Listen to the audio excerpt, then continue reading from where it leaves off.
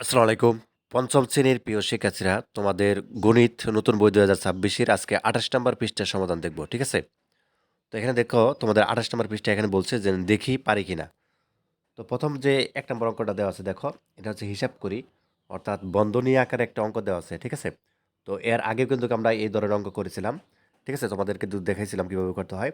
যেমন ফার্স্ট ব্র্যাকেটের প্রথম কাজ হবে, তারপর সেকেন্ড ব্র্যাকেটের, দেন হচ্ছে থার্ড ব্র্যাকেটের কাজ করব। ঠিক আছে? তো বাগের কাজটা আগে হবে। ঠিক আছে? এই কিছু নিয়ম রয়েছে। এভাবে আমাদের এই অঙ্কটা করতে হবে। তো চলো এই ১ নম্বর অঙ্কটা প্রথমে করি। দেন হচ্ছে আমরা হচ্ছে পরে ২ নম্বরটা করব। বাকিগুলা করব। ঠিক আছে? চলো ১ নম্বরটা আগে দেখে নেই। আচ্ছা, তাহলে খেয়াল করো খুব ভালোভাবে। তা নাহলে কিন্তু বুঝতে পারবে না। তো এখানে আমাদের এটা হচ্ছে আমাদের যা ছিল এটা তো তাই রইছে। তো এখানে প্রথম হচ্ছে আমাদের এই যে বাগের কাজটা আগে করতে হবে। তাহলে ৬ ৮ ৪৮, দেখো এখানে যা আছে তাই থাকবে কিন্তু। এই যে ৭৮ মাইনাস হচ্ছে থার্ড ব্র্যাকেট, ঠিক আছে? ৫৬ যোগ হচ্ছে সেকেন্ড ব্র্যাকেট, ১৬৫ যা আছে তাই থাকবে মাইনাস জাস্ট এইটুকু পরিবর্তন হবে। অর্থাৎ ৬ ৮ ৪৮, ৪৮কে ৬ দ্বারা ভাগ করলে ৮ হয়। ঠিক আছে? এই ৮ এর সাথে এই যে ৯ গুণ চলে যাবে। ঠিক আছে? গুণ ৯ তো দেওয়াই আছে। তো ৬ ৮ ৪৮, এই ৮টা কোথায় পেলাম? এই যে ৬ ৮ ৪৮, ঠিক আছে? বাঘের ক্ষেত্র থেকে এখানে আসলো ৬ ৮ ৪৮, এরপরে গুণ আমাদের কত? এই যে ৯ আছে। তারপরে ব্র্যাকেট, দেন হচ্ছে গুণ হচ্ছে ২ আছে। ঠিক আছে? সেকেন্ড ব্র্যাকেট, থার্ড ব্র্যাকেট দিয়ে আটকে দিব। আচ্ছা, এটা গেল। এরপর দেখো আমাদের এই লাইনটা যদি আমরা করি, এখানে ৭৮ মানে যা আছে তাই থাকবে ৫৬, এবং সেকেন্ড ব্র্যাকেট যা আছে তাই থাকবে ১৬৫, যা আছে তাই থাকবে ৮ নং ৭২। শুধু এই যে এই ব্র্যাকেটের কাজটা হবে। ঠিক আছে? ফার্স্ট ব্র্যাকেটের কাজটা হবে। ৮ নং ৭২টা বসিয়ে দিব, আর বাকি যা আছে তাই থাকবে। আচ্ছা, তারপরের লাইন যদি আমরা দেখি, তারপরে দেখো আমাদের, তো এখানটায় দেখো এখানে হচ্ছে ৭৮ মাইনাস হচ্ছে আমাদের যা আছে তাই থাকবে ১৬৫, এখানে যা আছে তাই থাকবে। এইখানে আমাদের মাইনাস দিতে হবে। ঠিক আছে? এইখানে আমাদের মাইনাস দিতে হবে, সরি, এখানে আমরা বলে গেছি। তো এখানে হচ্ছে আমাদের এই যে মাইনাসটা দিতে হবে। ঠিক আছে? অর্থাৎ ১৬৫-র পরে একটা মাইনাস আছে, এই মাইনাসটা দিতে হবে। এবং ৭২ দুগুণে ১৪৪ লিখবো। ঠিক আছে? ৭২ দুগুণে ১৪৪, এই গুণের কাজটা আগে হবে। এরপরে দেখো আমাদের ৭৮ যা আছে তাই থাকবে, এবং মাইনাস, এবং থার্ড ব্র্যাকেট ৫৬ যা আছে তাই থাকবে। এখন ১৬৫ থেকে ১৪৪ বিয়োগ দাও। কত থাকে? ২১ থাকে। ঠিক আছে? যোগটা কোথায় পেলাম? এই যে ৫৬ কে এটার সাথে যোগ হবে। ঠিক আছে? বাকি যে এখানে বিয়োগ করলে ১৬৫ থেকে ১৪৪ বিয়োগ করলে ১২১ হয়। এটা বিয়োগ দিয়ে দিব।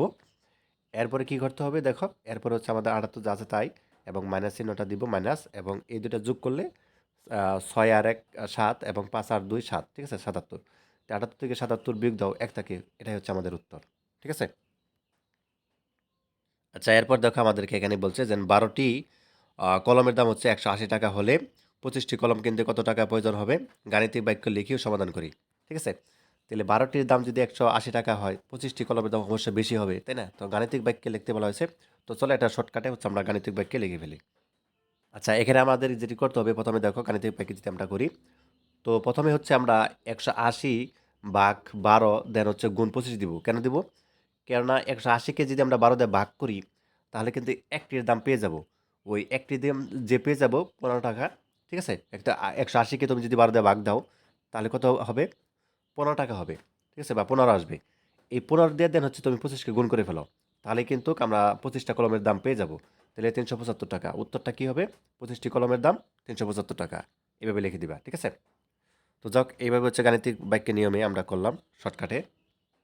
আচ্ছা, এরপর দেখো আমাদের এখানে রয়েছে হচ্ছে ৩ নাম্বারটা। ঠিক আছে? ৩ নাম্বার এখানে বলছে, রাজুর বাবা তাদের ডাব গাছ থেকে ২৫টি ডাব পেড়ে ৳৬০ দরে বিক্রয় করলেন। ঠিক আছে? তো প্রাপ্ত টাকার অর্ধেক গরুর খাবার কেনার জন্য ব্যয় করলেন, এবং অবশিষ্ট টাকা থেকে ৳১৫০ সবজি কিনে আনলেন। এখন তার কাছে কত টাকা অবশিষ্ট থাকলো?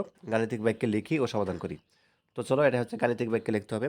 তো চলো অঙ্কটা দেখা কিভাবে করবা। আচ্ছা, তাহলে দেখো আমরা গাণিতিক বাক্যে যদি করি, গাণিতিক বাক্যে আমরা কিভাবে করতে পারি? প্রথমে ৬০ দিয়ে দেন হচ্ছে ২৫কে আমরা গুণ করে ফেলবো। গুণ করে আবার ২ টা ভাগ দিতে হবে। কেন দিতে হবে? কারণ আমরা ওখানে কিন্তু দেখেছিলাম। এবং মাইনাস করতে হবে ১০০। কেন ১০০ মাইনাস করতে হবে? ও যে সবজি কিনছিল ৳১০০। ঠিক আছে? এটা মাইনাস করতে হবে। কাজেই তোমাকে প্রথমে হচ্ছে এই ২ টা গুণ করতে হবে। ৬০ এবং ২৫কে যদি আমরা গুণ করি, ফার্স্ট ব্র্যাকেটের কাজ করব, ১৫০০ হয়। ঠিক আছে? এই ১৫০০ দিয়ে তুমি হচ্ছে ২ দিয়ে গুণ দিবে। ঠিক আছে? সরি, এখানে ১৫০০ হবে না।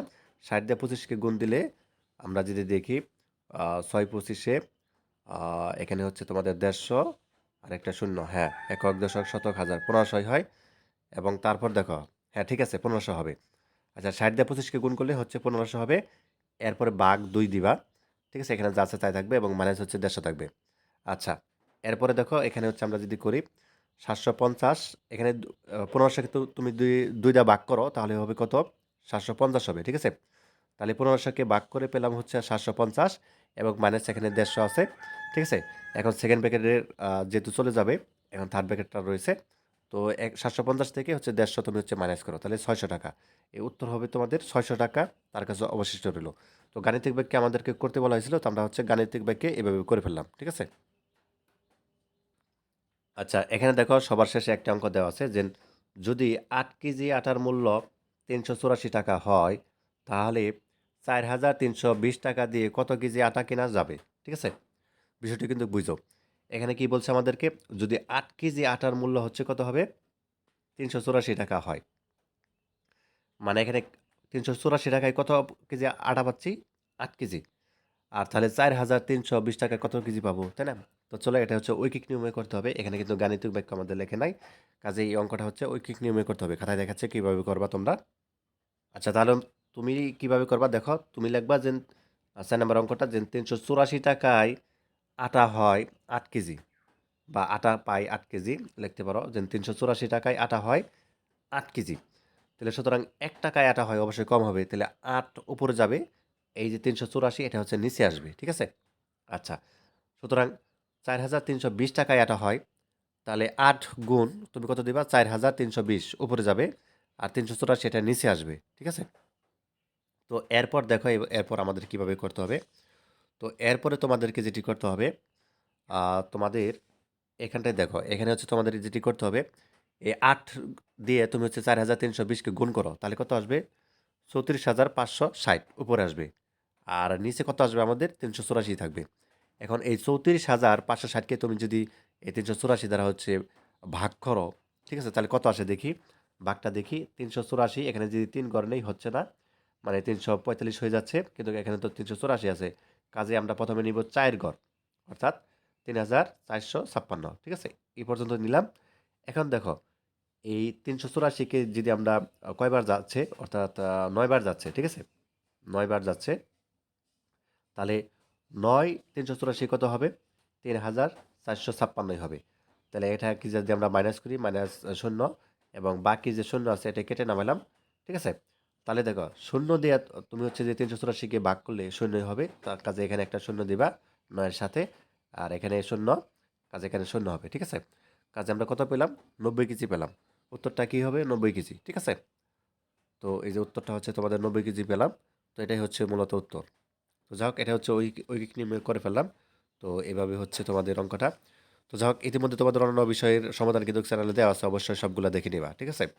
তোমাদের বাংলা, ইংরেজি, গণিত, বাংলাদেশের বিশ্ব পরিচয়, ইসলাম শিক্ষা, সব বিষয়ে বিজ্ঞান, সব কিছুর সমাধান দেওয়া আছে। আর যে তাদের স্কুল লিখলেই চলে আসবে।